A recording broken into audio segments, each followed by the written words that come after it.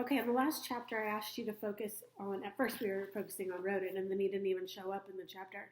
And so we talked about Sage's relationship with Mott. Now, let's go ahead and pay attention to Sage's relationship with Roden in this one, and then you can tell me about it.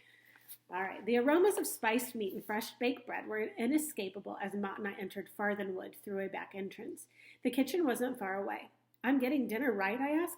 Someone will bring it to your room after your bath. Tell me, Mott, is it true that the wealthy smell worse than the poor? Mott arched an eyebrow. Why do you say that? It seems since joining Connor's household that I've needed to bathe much more often. My fleas have all but abandoned me. Let's hope so, Mott said with a chuckle. Then he handed me off to Errol for another scrubbing and a bath that had been set up in a corner of our bedroom. My bath was so quick, Errol said he doubted I could have gotten entirely clean. I told him it was good enough considering I'd only get dirty tomorrow and not push the matter. He didn't. Where's my dinner? I growled. Connor nearly starved us today. Someone should have it here shortly, Errol said. You should hurry and dress. Then get out and wait for it. Knock when it gets here. Errol nodded and left the room while I fumbled with my night clothes. I checked the drawer again for my old clothes, but they still weren't there. I'd speak with Errol if they weren't back tomorrow. A knock came to the door, and I yelled at Errol to enter while I pulled the robe around myself. Someone sniffed, and I turned. Imogen stood in the doorway holding a tray of dinner. She clearly wished someone else had been ordered to bring the food. For that matter, so did I. I thought you were Errol, I said, as if that wouldn't make any difference. Imogen glanced at the door as if to indicate he was still in the hallway. Then she held up the tray and shrugged. Oh, right. I pointed to a table near Tobias's bed. He had a few papers laid out that were full of notes. He was studying material more advanced than Roden and I would ever get to before the 2 weeks ended. Imogen set the tray down and started to leave, but I said, wait. It hadn't really occurred to me what to say at this point, nor could she respond to anything I might come up with. Finally, I mumbled, I'm sorry if I caused you any trouble. Then I'm sorry for that.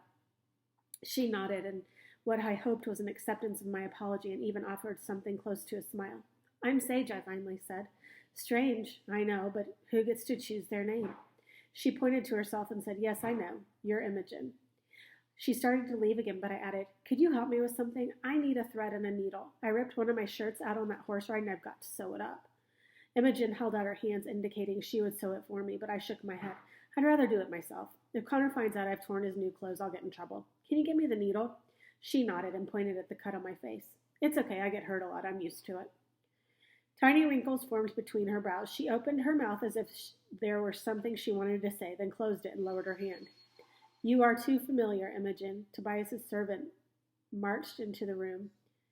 He picked up a book from a shelf near the door and hurled it at her, hitting her on the back. You were supposed to give him the food, then get out.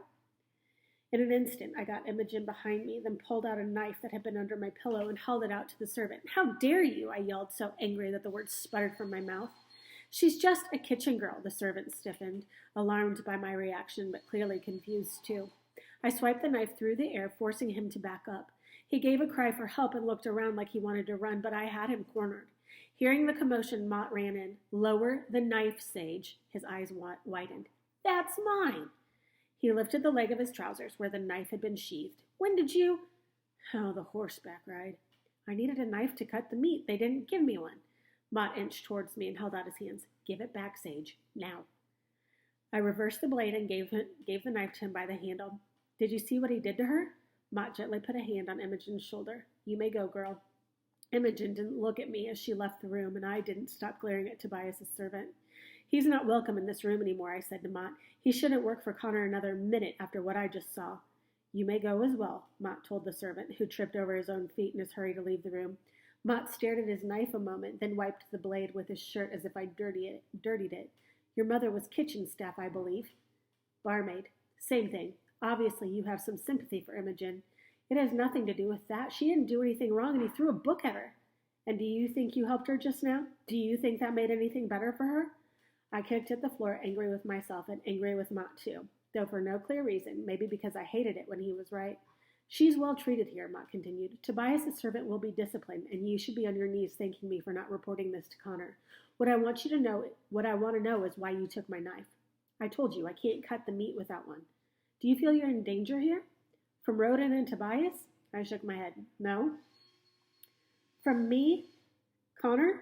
You work for Connor. If there's any danger from him, there's danger from you. Mott didn't disagree. He couldn't. He replaced his knife in the sheath wrapped to his ankle, then pointed to the dinner. Eat up and get a good night's sleep. Tomorrow will be harder than today. There's nothing to do up here but stare at Tobias's stack of books. Try to read one. It could only help you. I'd rather join the others. It's not fair that I'm kept up here while Roden and Tobias get to show off to Connor. Connor is furious with you for losing a prize mare. Trust me when I say it's better for you to stay up here tonight.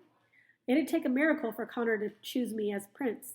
Despite the truth of my words, I couldn't help but smile. Yes, Maud agreed, and then added, though I doubt even a miracle could save you now. All right, so there's the second chapter without Roden, and I'm just going to quit saying that at the beginning here. Okay, so he is really enamored with Imogen, and I don't know why. Like, she's just a serving girl. She's in the kitchens. I don't know why he would just really want to be around her and want her around. And now he's wanting to talk to her, so he's having her stay back. So why do you think that he's doing that?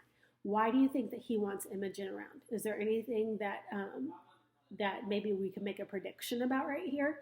So why is he so taken with Imogen? Answer that question for me today. Okay, see ya.